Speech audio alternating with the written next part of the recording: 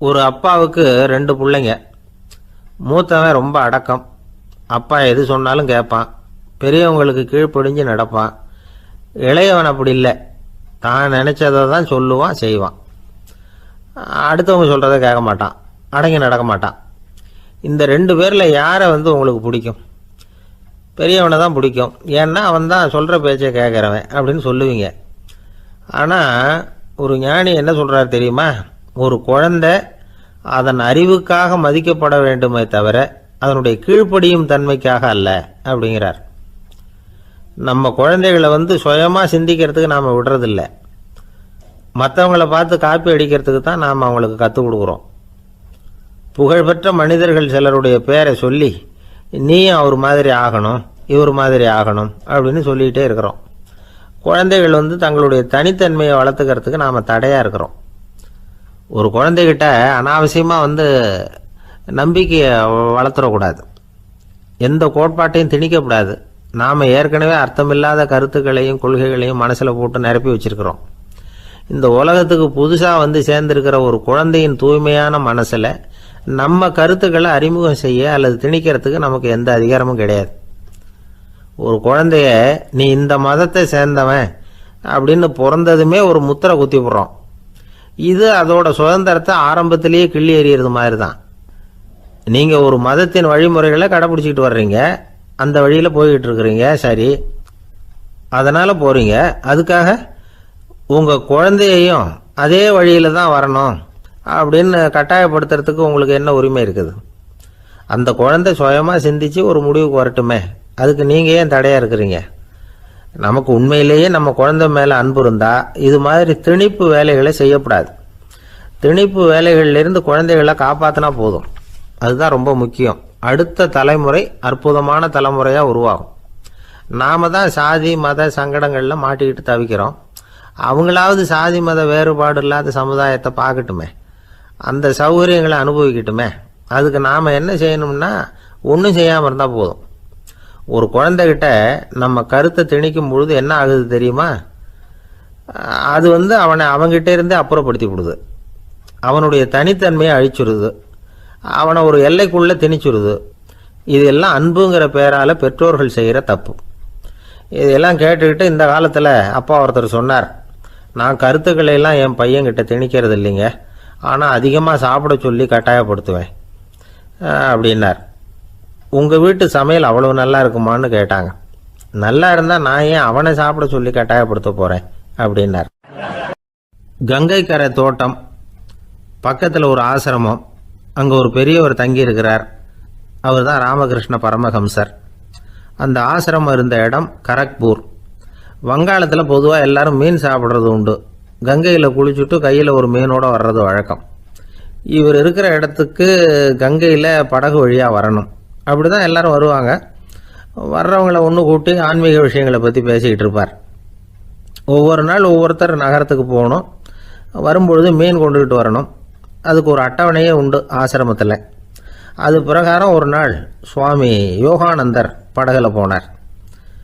படகை செலுத்தினவங்க ராமகிருஷ்ணரையும் சுவாமி யோகானந்தரையும் மற்றவங்களையும் பித்தர்கள் அப்படின்னு சொல்லி ஏளனமாக பேசினாங்க. அவங்க என்ன பைத்தியம் பிடிச்சவங்க அப்படிங்கிறது மாதிரி. சுவாமி யோகானந்தருக்கு ரொம்ப மென்மையான இதயம். இவங்க இப்படி கண்ணாபின்னான்னு பேசுகிறத பார்த்தா மீனை வாங்கிட்டு திரும்புகிறப்போ என்ன நடக்குமோ அப்படிங்கிற பயம் வேறு வந்துட்டுது அவருக்கு. அவ்வளவு மென்மையானவர். இதை தெரிஞ்சுக்கிட்ட ராமகிருஷ்ணர், யோகானந்தா இங்கே வா அப்படின்னு கூப்பிட்டார். இவர் கண்ணீரை தொடச்சிக்கிட்டே கிட்ட போனார். சொன்னார், ஐயா, படகு ஓட்டுறவங்க உங்களை பற்றி மோசமாக பேசுகிறாங்க. என்ன திட்டினா பரவாயில்ல, ஆனால் உங்களை அவங்க திட்டுறாங்க, அதை என்னால் தாங்கிக்க முடியல அப்படின்னார். இதை கேட்டதும் ராமகிருஷ்ணருக்கு கோபம் வந்துட்டு தான். என்னது, உன்னுடைய குருவை பற்றி அவங்க மோசமாக பேசும்பொழுது நீ சும்மா இருந்தியா? வெளியில் போ அப்படின்னு விட்டார். குரு நிந்தனை செய்கிறப்போ அதை கேட்டுக்கிட்டு சும்மா இருக்கலாமா? குரு நிந்தனையை கேட்டால் பாவம் இல்லையா? என்னை தூற்றும் போது அவங்க பாவம் செய்கிறாங்க. அதை கேட்டுக்கிட்டு நீ சும்மா இருந்தால் நீயும் பாவம் செய்கிற அப்படின்னாராம். அடுத்த நாள் சுவாமி நிரஞ்சனானந்தர் போக வேண்டிய நாள். இவர் படகுல போகும்பொழுதும் அதே மாதிரி நடந்து தான். அவங்க மோசமாக பேச ஆரம்பித்தாங்க, திட்ட ஆரம்பித்தாங்க. அப்படி கேலி பண்ண ஒருத்தனை இவர் என்ன பண்ணார், பலார்னு கன்னத்தில் அரைஞ்சிட்டார். இன்னொருத்தனை கங்கையில் தூக்கி எறியறதுக்கும் தயாராகிட்டார். அதுக்கப்புறம் அவங்க யாரும் வாயை திறக்கலை. மீன் வாங்கிட்டு வர்றப்பவும் படகுல ஒரே அமைதி. அவ்வளவு பயம் அவங்களுக்கு. ராமகிருஷ்ணர் கூப்பிட்டு விசாரித்தார் என்ன நடந்ததுன்னு. இவர் சொன்னார், அவர் யோகானந்தா போகும்பொழுது என்ன நடந்ததோ அப்படியே தான் இப்பவும் நடந்தது. குரு நிந்தனை செய்கிறத கேட்டுக்கிட்டு நான் சும்மா இருப்பேனா, ஒருத்தனை அப்படியே அரைஞ்சுட்டேன், இன்னொருத்தனை ஆற்றுல தூக்கி போட்டுருவேன்னு பயமுறுத்தினேன், அவ்வளவுதான் அப்படின்னாராம். இப்போவும் ராமகிருஷ்ணருக்கு கோபம் வந்துட்டு தான், என்ன இது அணியறது காஷாயம் இருக்கிறது ஆசிரமம், உனக்கு இவ்வளவு கோபம் வந்ததுன்னா அப்புறம் என்னத்துக்கு ஆசிரமத்தில் இருக்கணும், பிரம்மச்சாரி எப்பவும் அமைதியாக இருக்கணும் அப்படின்னு அறிவுரை சொன்னாராம் ராமகிருஷ்ணர். அப்போ இவர் கேட்டாராம், ஏங்க அவருக்கு ஒரு விதமான அறிவுரை சொன்னீங்க, எனக்கு வேற விதமாக அறிவுரை சொல்கிறீங்க, இதில் எது உண்மை அப்படின்னு கேட்டிருக்கார். இதுக்கு ராமகிருஷ்ணர் சொன்ன பதில் என்னென்னா, அட அசடே, சக்கரத்தில் காற்று அதிகமாக இருந்தால் குறைக்கணும், குறைச்சலாக இருந்தால் கூட்டணும். அவன் சாது, அவனுக்கு அதிக உணர்ச்சி தேவை, உனக்கு படபடப்பு அதிகம், உனக்கு பொறுமை தேவை அப்படின்னாராம். இதில் உள்ள கருத்து என்னென்னா, கல்விங்கிறது எப்படின்னா அதை சூழ்நிலைக்கு தகுந்த மாதிரி கற்பிக்கணும். எல்லாருக்கும் ஒரே மாதிரி கற்பிக்கக்கூடாது. கேட்குற ஒரு தகுதி, புரிஞ்சுக்கிற திறமை, இதை பொறுத்து கல்வி அமையணும். ஆரம்ப காலத்தில் ஒரு குரு, அப்போ ஒரு சீடன் இருந்தான். அது வேடிக்கையான குரு, வேடிக்கையான சீடன். ஒரு ஆசிரமம். ஒரு நாள் ஒருத்தன் அவசரமாக அந்த குருவை தேடி வந்திருக்கிறான். என்ன விஷயம்னு விசாரித்தார் குரு. உங்கள் சீடர் என்னை அடிச்சுட்டார் அப்படின்னு புகார் பண்ணானா அந்த ஆள். குரு சீடனை கூப்பிட்டார். அடிச்சியா இந்த ஆளை அப்படின்னு கேட்டாராம். ஆமான் இருக்கான் சீடன். ஏன் அடிச்சே அப்படின்னு கேட்டாராம். இந்த ஆள் உங்களை பற்றி மட்டமாக பேசிவிட்டான், என்னால் அதை தாங்கிக்க முடியல, அதனால தான் அடிச்சுட்டேன்ருக்கான். அப்படி என்ன பேசினா அப்படின்னு கேட்டாராம். உன்னுடைய குருநாதர் இப்போல்லாம் அர்த்தமில்லாமல் பேச ஆரம்பிச்சுட்டார் அப்படின்னு சொல்லிவிட்டான், அதனால தான் அடிச்சுட்டேன் அப்படின்னு நானான். அதுக்காக அடித்தே அப்படின்னாரான்.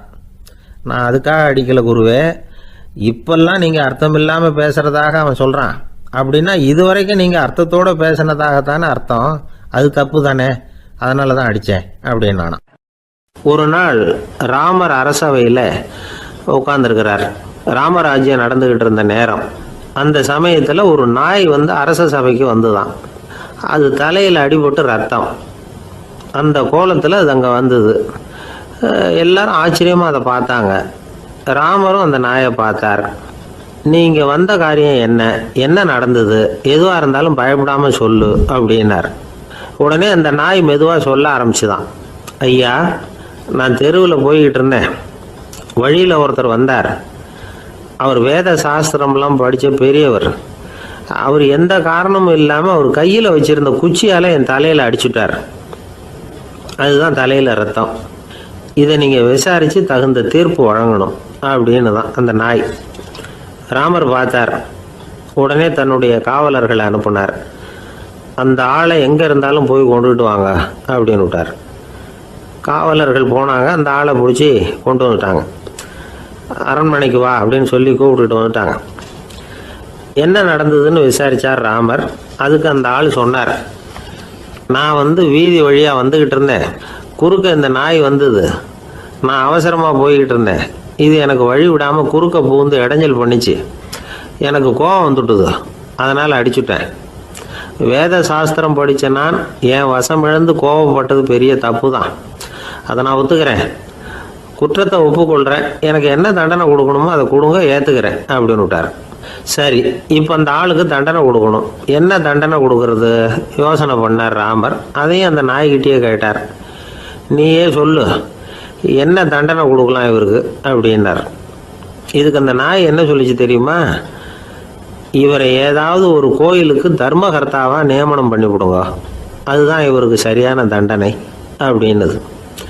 இதை கேட்டதும் ராமர் முகத்தில் புன்னகை. ஆனால் அங்கே இருந்த மற்றவங்களுக்கெல்லாம் ஆச்சரியம். அது எப்படி, தப்பு செஞ்சவங்களுக்கு தண்டனை கொடுக்கறது தானே நியாயம், அதை விட்டுவிட்டு தர்மகர்த்தா பதவியை கொடுக்க சொல்லுது இந்த நாய் அப்படிங்கிற ஆச்சரியம்.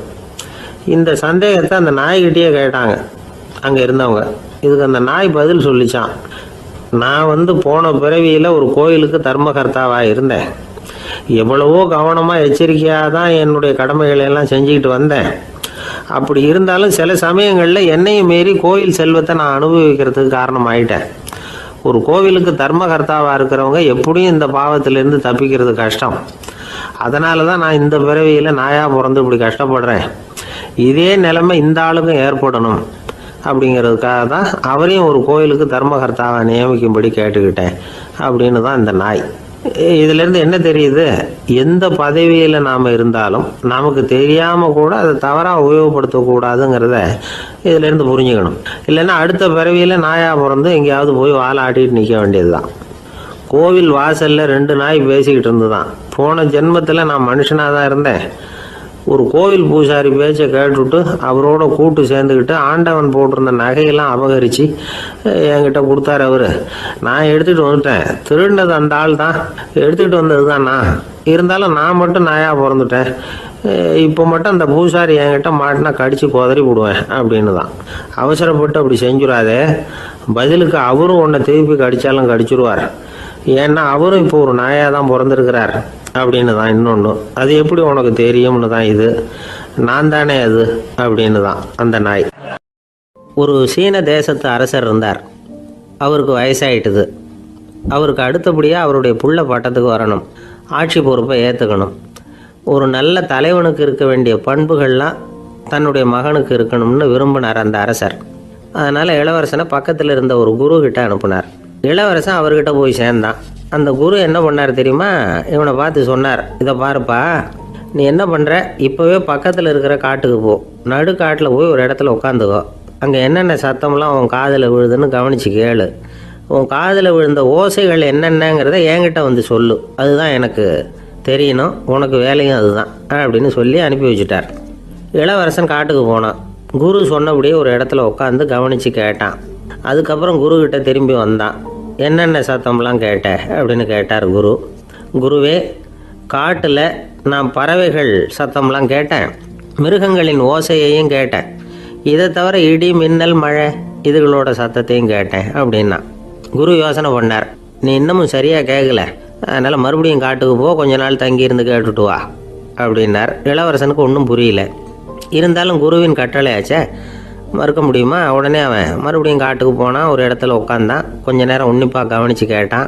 சில நாள் கழித்து குருக்கிட்ட திரும்பி வந்தான். குருவே, இந்த தடவை சில துல்லியமான சத்தங்களை எல்லாம் கேட்டான். தேனி பறக்கிற சத்தம், நீரோடையின் மெல்லிய ஓசை, இதெல்லாம் கேட்டேன்னா. குரு சிரித்தார். நீ மறுபடியும் காட்டுக்கு போ, இன்னும் சில நாள் அங்கே இரு, முழுமையாக கவனமாக கேட்டுட்டு வா அப்படின்னு சொல்லி அனுப்பி வச்சுட்டார். இளவரசனுக்கு குழப்பம் அதிகமாயிட்டுது.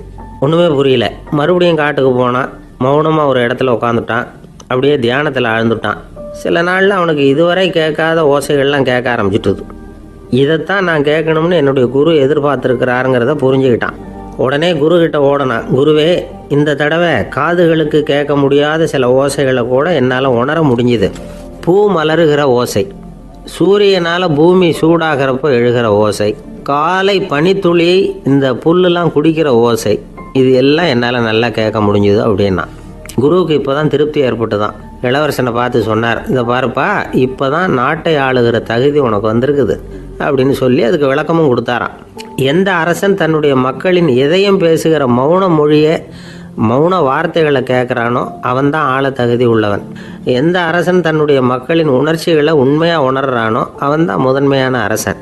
போலி வார்த்தைகளை மட்டும் கேட்டுட்டு பல மௌன ராகங்களை காதில் வாங்கிக்காதவன் அரசனே இல்லை. எந்த நாட்டில் எப்போ ஒரு அரசன் தன்னுடைய மக்களின் உணர்ச்சிகளை கேட்க மறுக்கிறானோ அன்னையிலேருந்தே அந்த நாடு அழிய தொடங்குது அப்படின்னு அர்த்தம். இதுதான் அந்த குரு இளவரசனுக்கு போதிச்சது. வாயால் பேசுகிறத மட்டும் கேட்டு ஏமாறக்கூடாது, உணர்ச்சிகளையும் கேட்குறதுல தான் மனப்பக்குவம் உண்டாகும். மக்கள் உணர்ச்சிகளை புரிந்து கொள்ளாத அரசர்கள் நீடிச்சிருக்க முடியாது. அது மாதிரி நாடுகளில் அடிக்கடி குழப்பம் தான் உண்டாகும். அப்படி இருந்தால் அடிக்கடி ஆட்சி மாறிக்கிட்டு இருக்கும். அப்படிப்பட்ட ஒரு தேசம், அங்கே ஒரு சிறைச்சாலையில் 3 கைதிகள் பேசிக்கிட்டு இருந்தாங்க. ஒருத்தன் சொன்னான், நான் இந்த நாட்டு ராஜாவை எதிர்த்து பேசிக்கிட்டு இருந்தேன், அதனால் என்னை பிடிச்சி கொண்டாந்து இங்கே போட்டுட்டாங்க அப்படின்னா ஒருத்தன். இன்னொருத்தன் சொன்னான், நான் இந்த நாட்டு ராஜாவை ஆதரித்து பேசிக்கிட்டு இருந்தேன், அதனால் என்னை பிடிச்சி கொண்டாந்து இங்கே தள்ளிவிட்டாங்க அப்படின்னா. அது சரி, நீ என்ன தப்பு பண்ண அப்படின்னு சொல்லி 3வது ஆளை பார்த்து இவங்க கேட்டாங்க. அதுக்கு அந்த ஆள் சொல்கிறான், நான் தான் இந்த நாட்டு ராஜா அப்படின்னானா. இந்த உலகத்தில் எவ்வளவோ உயிரினங்கள் இருக்குது. ஒவ்வொன்றும் ஒவ்வொரு விதமாக சண்டை போடுது. இப்போ 2 மாடு சண்டை போட்டுக்குதுன்னு வச்சுங்க, என்ன பண்ணும்? 2 முட்டிக்கும். அதுக்கு சண்டை போடுறதுக்கு ஆயுதமாக உபயோகப்படுறது அதோட கொம்பு. 2 சேவல் சண்டை போட்டுக்குதுன்னு வச்சுங்க, அதுக்கு ஆயுதமாக உபயோகப்படுறது அதோட கால் நகம். காலால் தான் அது ஒன்றோட ஒன்று சண்டை போட்டுக்கும். ஆனால் 2 மனுஷன் சண்டை போட்டுக்கிறான்னு வச்சுங்க, இவன் இன்னதை தான் ஆயுதமாக உபயோகப்படுத்துவான்னு குறிப்பிட்டு சொல்ல முடியாது. கல்லை எடுப்பான், கத்தி எடுப்பான், துப்பாக்கி எடுப்பான், என்ன வேணாலும் பண்ணுவான். வாயால் திட்டுவான், கையால் அடிப்பான், காலால் உதைப்பான், சகலகலா வல்லவன். விலங்குகள்லாம் பொதுவாக வாயை சாப்பிட்றதுக்கு மட்டும்தான் உபயோகப்படுத்துது. ஆனால் இவனுக்கு சாப்பிட்றதுக்கும் அதுதான், சாப்பிட்டு விட்டு திட்டுறதுக்கும் அதுதான். ஆனால் ஒரு விஷயத்தில் மட்டும் கெட்டிக்கிறேன். அதாவது நாம் சண்டை போட்டுக்கிட்டாலும் பரவாயில்லை, கோழிகள் சண்டை போடாமல் இருக்கணும் அப்படின்னு ஆசைப்படுறான். எதுக்காக? கோழிகள் சண்டை போடாமல் இருந்தால் நிறைய முட்டைகள் போடுமா, அதுக்காக தான் இந்த அக்கறை. கோழி பண்ணை வச்சிருக்கிறவங்களுக்கு இது ஒரு பெரிய பிரச்சனை. அதாவது பண்ணையில் இருக்கிற கோழிகளுக்குள்ளே அடிக்கடி சண்டை வந்துடும், அதனால் முட்டை உற்பத்தி குறைஞ்சிரும். சரி, இதுக்கு என்ன பண்ணுறது? பண்ணையில் போய் உட்காந்துக்கிட்டு தினமும் பஞ்சாயத்து பேசிகிட்டு இருக்க முடியுமா? அமெரிக்காவில் கோழி பண்ணை வச்சிருக்கிற ஒருத்தர் இதை பற்றி யோசனை பண்ணி பார்த்தாராம். ஒரு வழியையும் கண்டுபிடிச்சிருக்கார். கோழிக்கெல்லாம் மூக்கு கண்ணாடி மாட்டி விட்டுட்டோம்னா அது சண்டை போடுற குணம் குறைஞ்சிரும், முட்டை அதிகமாகிடும். அந்த கண்ணாடியில் உள்ள லென்ஸு சிவப்பு நிறத்தில் இருக்கணும், அவ்வளவுதான் அப்படின்னு அவர் கண்டுபிடிச்சாராம். இது ஏற்கனவே நடைமுறையில் கண்டுபிடிக்கப்பட்ட ஒரு விஷயம். ஆனால் எல்லா கோழிக்கும் சிவப்பு மூக்கு கண்ணாடி எப்படி மாட்டி விடுறது? அப்படியே மாட்டி விட்டாலும் அது நழுவாமல் இருக்கணுமே. இப்போ நாமெல்லாம் நடு விரலால் மூக்கு கண்ணாடி நடுவில் தொட்டு அப்படி ஸ்டைலாக சரி பண்ணிக்கிறோம், அது மாதிரி கோழி எப்படி சரி பண்ணிக்கும்? இதுதான் பிரச்சனை. இதுக்கு அவர் என்ன வழி கண்டுபிடிச்சாருன்னா, கோழிக்கெல்லாம் மூக்கு கண்ணாடிக்கு பதிலாக விழியொட்டு வில்லைகள், கான்டாக்ட் லென்ஸ், அதை பொருத்தி விட்டா என்ன அப்படின்னு யோசனை பண்ணார். அதே மாதிரி பண்ணார். அதே மாதிரி செஞ்சு பார்த்தார், வெற்றி. அதுக்கப்புறம் கோழியெல்லாம் சண்டை போட்டுக்கலையாம், சமாதான பிரியர்கள் ஆகிட்டு தான். கோழிகளுக்கு இயல்பாகவே சண்டை போடுற குணம் உண்டு. ஆனால் அதோட கண்ணுக்கு பார்க்குற பொருள்லாம் ரோஜா நிறத்துலையோ அல்லது இன்னும் சொல்ல போனால் அழுத்தமான சிவப்பு நிறத்துலையோ தெரிஞ்சதுன்னா சண்டை போடுற குணம் குறைஞ்சிருதான். அந்த சமயத்தில் அது அதிகமாகவும் முட்டையிட ஆரம்பிச்சுடுதான். அதே நேரத்தில் இறை எடுக்கிறத கூட குறைச்சிக்குதான். இது ஏன் இப்படி பண்ணுதுங்கிறது விஞ்ஞானிகளுக்கு இன்னமும் புரியலையா. எப்படியோ அமெரிக்க கோழிகள்லாம் கான்டாக்ட் லென்ஸ் பொருத்திக்க ஆரம்பித்தாச்சு. கோழி கழுத்தை பிடிச்சிக்கிட்டு ஒரு சில வினாடிகளில் அதை பொருத்தி விட்றாங்களாம். கோழியோட ஆயுள் பூரா அது அப்படியே இருக்குமா. பண்ணையில் முட்டை உற்பத்தி குறைஞ்சா இது மாதிரி விஞ்ஞானபூர்வமாக பரிகாரம் தேடுறது தான் நல்லது. நமக்கு வேண்டியப்பட்ட ஒருத்தர், அவர் ஒரு கோழி பண்ணை வச்சுருந்தார். அந்த பண்ணையில் பாதி கோழி திடீர்னு செத்து போச்சு. உடனே ஒரு கால்நடை மருத்துவர்கிட்ட போக வேண்டியது தானே, அங்கே போகல. உள்ளூரில் மந்திரம் பண்ணிகிட்டு இருந்த ஒரு சாமியார்கிட்ட போனார். அவர் காலில் விழுந்தார். சாமி, என் பண்ணையில் பாதி கோழி செத்து போட்டுதுன்னார். சாமியார் யோசனை பண்ணார். சரி, பண்ணையில் வாசப்படி கிழக்கு பக்கமாக வச்சுருக்கியா மேற்கு பக்கமாக வச்சுருக்கியான்னு கேட்டார். கிழக்கு பக்கமாக இருக்குன்னார் அவர். அதுதான் தப்பு, மேற்கு பக்கமாக அதை மாற்று சரியாக போடும்னாராம். அதே போல் இவர் போய் மாற்றிவிட்டார். அப்பவும் பாதி செத்து போச்சு. மறுபடியும் சொன்னார், சாமி மறுபடியும் பாதி கோழி செத்து போட்டுதேன்னார். சரி, கூரை எப்படி போட்டிருக்க, ஓடு போட்டிருக்கியா இல்லை கீத்து போட்டிருக்கியான்னார். ஓடு போட்டிருக்கேன்னாராம் அவர். அதுதான் தப்பு, கீத்து போட்டுரும் சரியாக போடும்னாராம். சரின்னு போய் அதையும் மாற்றி பார்த்தார். மறுபடியும் போயிட்டுது, கோழி செத்து போச்சு. வந்தார், மறுபடியும் பாதி செத்து போச்சு சாமின்னு வந்தார். இவரும் யோசனையை மாற்றி மாற்றி சொல்லிகிட்டே இருக்கிறார். இப்படி அவரும் மாற்றி மாற்றி பார்த்தார். 6வது தடவையாக அவரை தேடிட்டு வந்தார். அந்த சமயத்தில் இவர் ரொம்ப தீவிரமாக யோசனை பண்ணி பார்த்துட்டு, அது சரிப்பா, நீ என்கிட்ட சளைக்காமல் வந்துக்கிட்டு இருக்கிற, நானும் யோசனை சொல்லிகிட்டு இருக்கேன். இப்போவும் உங்ககிட்ட சொல்கிறதுக்கு என்கிட்ட யோசனை நிறையா இருக்குது, ஆனால் சோதிக்கிறதுக்கு உங்ககிட்ட கோழி இல்லையே, என்ன பண்ணுறது அப்படின்னாராம் இவர். 2 பேர் சுவாரஸ்யமாக பேசிகிட்டு இருக்கிறப்போ குறுக்க புகுந்து தொந்தரவு பண்ணுறதுக்குன்னே சில பேர் இருப்பாங்க. அது ரொம்ப இடைஞ்சலாக இருக்கும். இதே மாதிரி மின்காந்தம் கூட குறுக்க புகுந்து தொந்தரவு பண்ணும். கடைசியில் அது ஒரு பெரிய இடைஞ்சலில் கொண்டாந்து விட்டுரும். சில வீடுகளில் கேபிள் கனெக்ஷன் இல்லாமல் சில தனியார் டிவி காட்சிகள் தெரியும். அதுக்கு என்ன காரணம்னா இந்த மின்காந்த குறுக்கீடு தான் காரணம். இதைத்தான் சுருக்கமாக இஎம்ஐ அப்படின்னு சொல்கிறாங்க. அதாவது எலக்ட்ரோ மேக்னெட்டிக் இன்டர்ஃபியரன்ஸ். இது ஏற்படக்கூடிய இடங்கள் எது எதுன்னு எடுத்துக்கிட்டால் அது ஒரு பெரிய பட்டியலாகவே போயிடும். இந்த இஎம்ஐ தொந்தரவு வந்து கேபிள் டிவியில் மட்டும்தான் இல்லை, ராக்கெட் ஏவுதளத்தில் உள்ள ரேடார்கள், அங்கே உள்ள சில சக்தி வாய்ந்த தொலைத்தொடர்பு சாதனங்கள், விமான தளங்களில் உள்ள ரேடார்கள், கப்பல் தளங்களில் பொருத்தப்பட்டிருக்கக்கூடிய சக்தி வாய்ந்த ஆண்டனாக்கள், இப்படி நிறைய சொல்லலாம். காவல் நிலையங்களில் பயன்படுத்தப்படுகிற வயர்லெஸ் தொடர்பு சாதனங்கள் கூட ஓரளவுக்கு இந்த மின்காந்த அலைகளை வந்து வெளியிடும். நம்ம வீட்டில் உட்காந்துக்கிட்டு ரேடியோ கேட்டுக்கிட்டு இருப்போம் அல்லது டிவி பார்த்துக்கிட்டு இருப்போம்.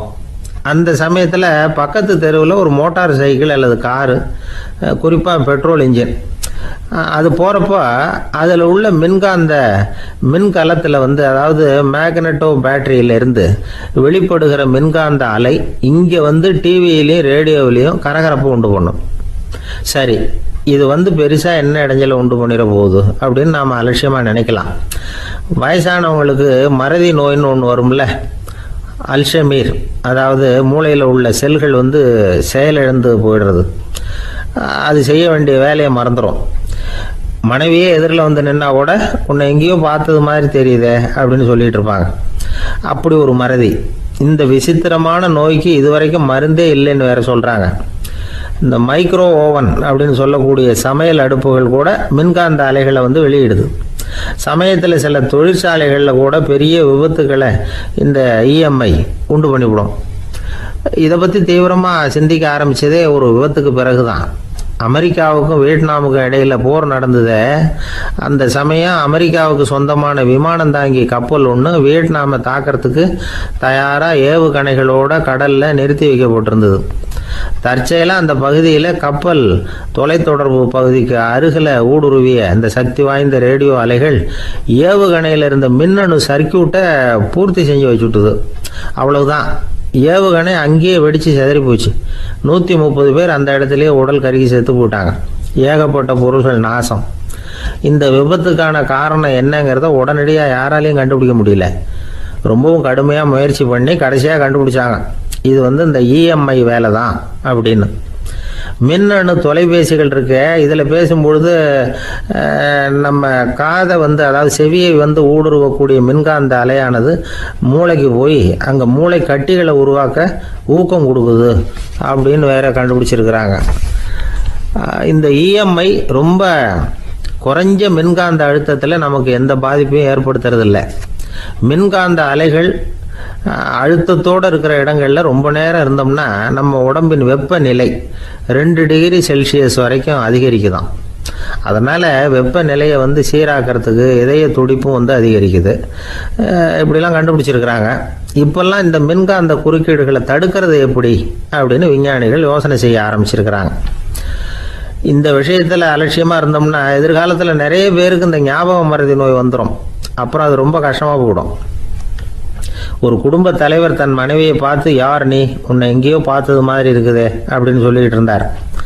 உடனடியாக அவரை போய் பார்த்தேன். வாங்க டாக்டர்கிட்ட போகலாம் அப்படின்னு. அவர் என்னை தனியாக அழைச்சிட்டு போய் காதோட காதாக மெதுவாக சொல்கிறார், இதை பாருப்பா, என் கையில் பணம் இல்லாத போகலாம் அப்படி மறதி நோய் வந்துட்டது மாதிரி நடிச்சுக்கிட்டு இருப்பேன், அவ்வளவுதான், அதை நீ கண்டுக்காத அப்படின்னார். ஜவஹர்லால் நேரு பிரதமராக இருந்த சமயம் அவர் ஒரு தடவை சென்னைக்கு வந்திருக்கிறார். இங்கே சில முக்கிய நிகழ்ச்சிகளில் கலந்துக்கிறதுக்காக வந்திருந்தார். ஆளுநர் மாளிகையில் ஒரு நாள் ராத்திரி தங்கி மறுநாள் புதுடெல்லி புறப்படுறதாக ஏற்பாடு. நிகழ்ச்சியிலெல்லாம் முடிச்சுக்கிட்டு ஆளுநர் மாளிகையில் தங்கியிருக்கிறார். அன்றைக்கு இரவு படிக்கிறதுக்கு ஒரு முக்கியமான புத்தகம் அவருக்கு தேவைப்பட்டது. அந்த சமயத்தில் உலக அளவில் ஒரு முக்கியமான பொருளாதாரம் சம்பந்தமான ஒரு புத்தகம் வெளியாகி இருக்கிற விஷயம் அவருக்கு தெரியும். அந்த புத்தகம் மெட்ராஸுக்கு வந்திருக்குமா, அது இங்கே கிடைக்குமா அப்படின்னு விசாரிச்சிருக்கிறார் நேருஜி. அவர் இப்படி கேட்ட உடனே அங்கே இருந்தவங்கெல்லாம் ரொம்ப பரபரப்பாக செயல்பட ஆரம்பிச்சுட்டாங்க.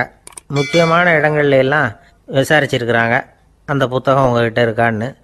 சென்னையில் உள்ள கன்னிமாரா நூல் நிலையத்துக்கு எப்படியும் அந்த புத்தகம் வந்திருக்கணும் அப்படின்னு ஒரு நம்பிக்கை. அங்கே விசாரித்தாங்க.